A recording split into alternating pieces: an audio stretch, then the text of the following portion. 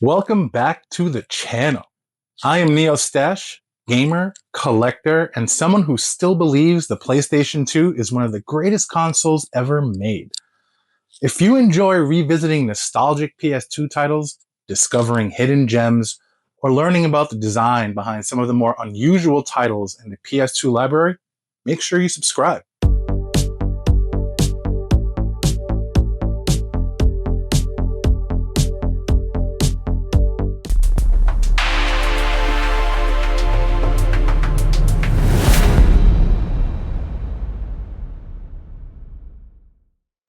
This channel is all about exploring the PS2 library from iconic classics to obscure titles that deserve another look. In our last episode, we went over the forgotten PS2 RPG Eternal Poison, yet another obscure Atlus published RPG.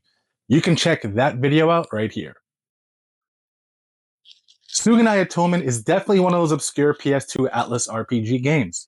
And interestingly enough, Tsugunai in Japanese translates to atonement in English. So basically, the complete title translates to Atonement, Atonement. We're already off to a great start. But you know what they say, a game is so nice they say it twice? Anyways, most RPGs start with a hero destined to save the world. Tsugunai does the exact opposite. This game begins with a man who is about to commit and does a terrible crime. He steals a sacred treasure orb, and despite being warned not to by an unknown voice, he still grabs it. And right away, you know it's a bad idea. As what appears to me is Diablo swoops down from the sky and is the first boss, and he can be tough if you're not prepared. Instead of becoming a hero, he's forced to earn redemption. And the way the game handles that idea is one of the most unusual mechanics I've seen in a PlayStation 2 RPG. Because instead of leveling up one main character throughout the story, and you guys know I love to grind up to level cap, you spend the game possessing all these other people, helping them to resolve their struggles, you fight their battles, and you're slowly trying to redeem the soul of the man who started it all to atone for your own sins. Sounds pretty deep. Tsugunai, originally released in 2001 and was developed by Catalcoil, a studio that worked on several RPGs during the early PlayStation 2 era. The game was published in North America by Atlus, which during the PS2 generation became known for bringing many unique Japanese RPGs to Western audiences. And Tsugunai fits perfectly into that category. Instead of telling a story about saving kingdoms or defeating world-ending villains, this game focuses on something much more personal. Redemption. As punishment for Reese, his soul is cursed. Instead of dying, he's trapped in a spiritual state and forced to wander the world seeking atonement. The only way he can interact with the world is through possession. He enters the bodies of people struggling with their own problems, individuals dealing with regret, loss, or conflict. And by helping them resolve those struggles, the protagonist slowly moves closer to redemption.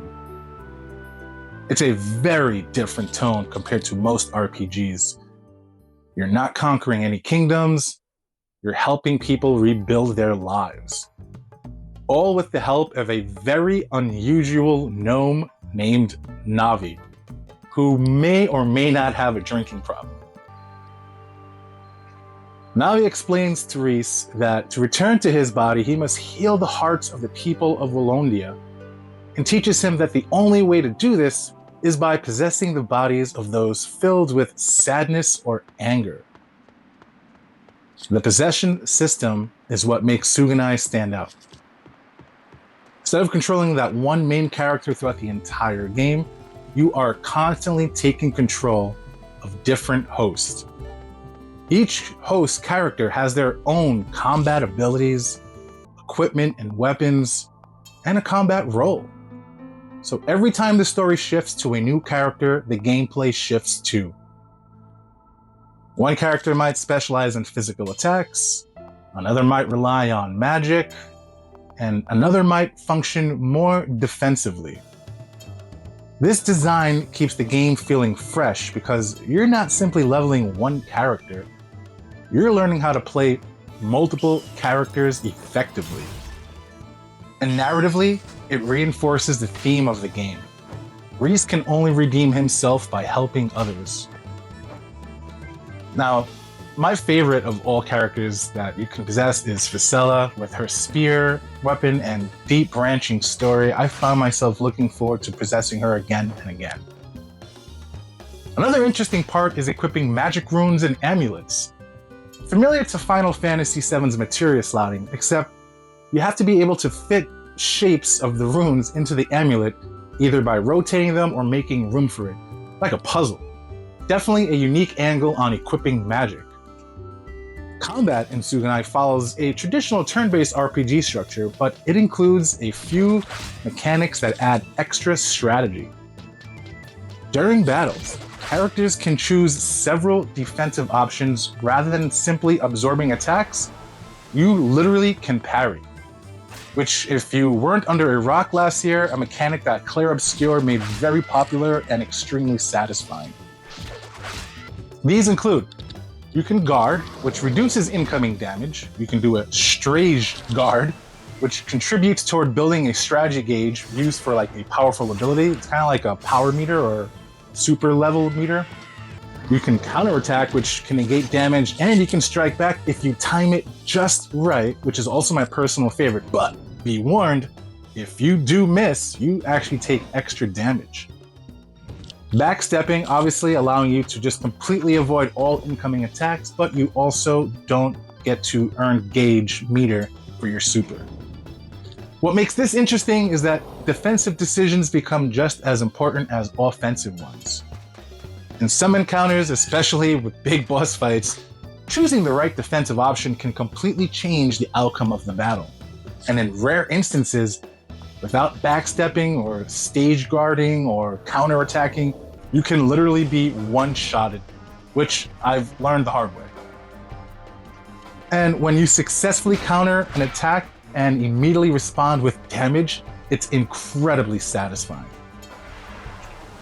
As you defend, counter, or block incoming damage and attacking the enemies, you fill up your strage bar, which is a super where if you time just right, you can unleash a heavy attack, which is also unique to each character. One thing I remember while playing Tsugunai is how tense some of these fights could feel.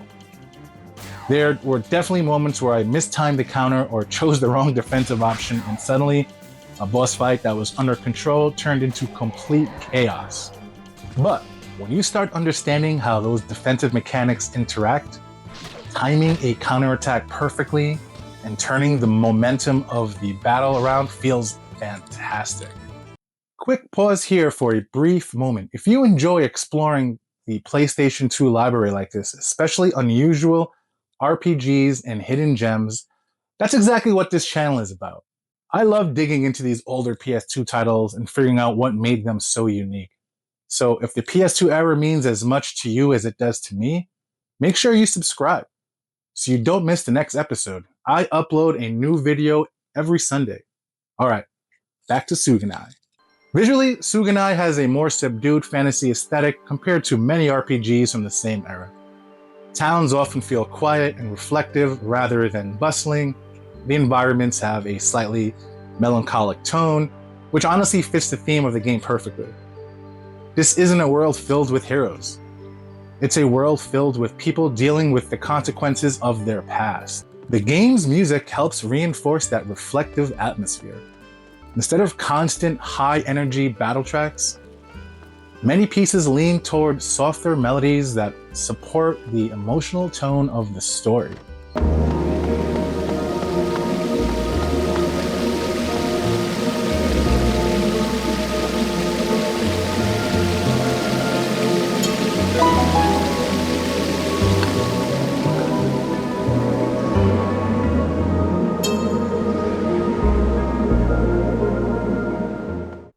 It helps maintain the slower, more contemplative pace of the narrative. In some areas, there are definitely some eerie tunes that play, which also add to that overall dark atmosphere of certain areas and developing story arcs.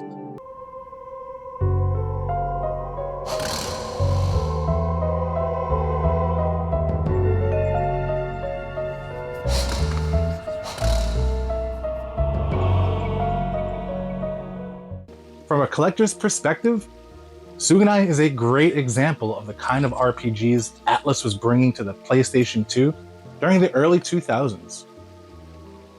These weren't always the biggest releases, but they often explored ideas you didn't see in mainstream RPGs. And that willingness to experiment is one of the reasons the PS2 library is still so interesting to explore today. Tsugunai Atonement isn't a traditional RPG. It's slower, more reflective, and built around the idea that redemption comes from helping others. That unusual premise leads to mechanics and storytelling that still feel unique today. For players interested in exploring some of the more unusual corners of the PlayStation 2 RPG library, Tsugunai remains a fascinating hidden gem. If you enjoyed this video, I've got another PS2 deep dive you'll probably love right here. I'll also link it in the description. And if you're into exploring the PS2 library from, again, classics to these obscure titles, make sure you subscribe so you don't miss the next episode. Again, this is Neo signing off. You stay frosty, and thanks for watching. Cheers.